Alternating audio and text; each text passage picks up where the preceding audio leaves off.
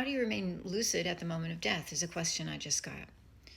Well, the Buddhist tradition tells us that when you are about to cross over to the next dimensional plane and leave this world, your goal has been your entire life to practice being lucid and in a state of peace, not going into a state of fear.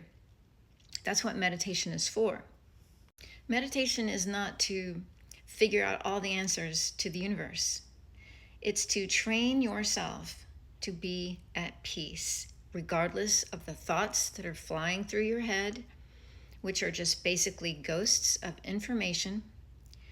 And your goal is to sit and be quiet so that when you are in a stressful situation like dying, for example, could be, then you have practiced enough to where it's intuitive and you know that you can simply go into that state and cross over without any kind of stress. Being lucid means you have a very clear knowing that everything is illusion and that when you go into the other dimensional planes, you're not going to get stuck in a lower realm in the bardo where you can be trapped in an undesirable reality or reincarnate into this world again. Some people say that we choose to be here and that this was all pre-planned out, predestiny and all that. Well, not everyone chooses to be here, or we would all be bodhisattvas.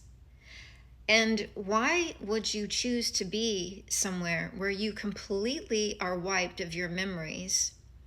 And because of that, you live in ignorance, which is not bliss. Ignorance is suffering. They say ignorance is bliss because if you tune something out and act like it doesn't exist, then you're happy and you don't have to worry about it. But is that being lucid? No, it's not.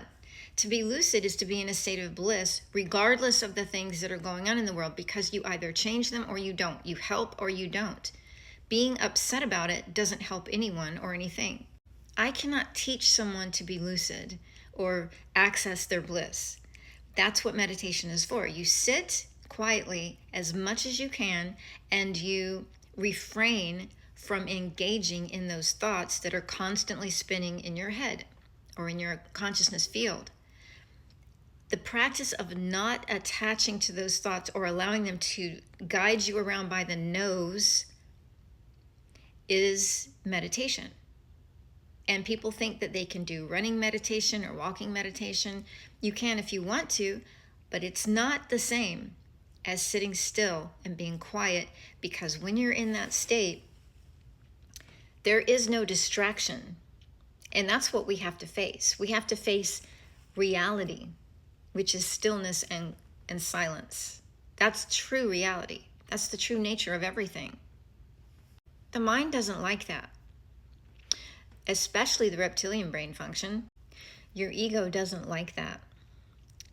Your untamed ego does not like stillness and quiet. It wants to constantly seek out a way to survive mentally and physically. That's its job. It's not evil, it's what it does. So we say, get thee behind me, Satan.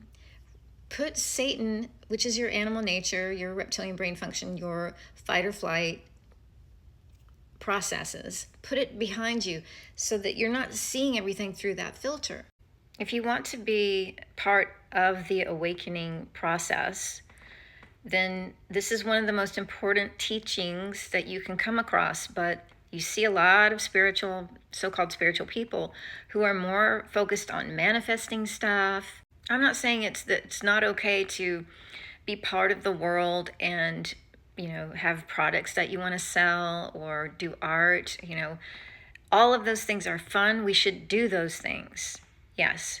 The monetary system we all know now, we must know, is not real. It is a construct, and it was designed by people that like to control other people. But we still use the monetary system. It's not the system itself, it's how you use it and what your intentions are. This is also part of being lucid. You know, when you're acting consciously, you're being conscientious in all of the things that you do in all of the different areas of life. Om Shanti.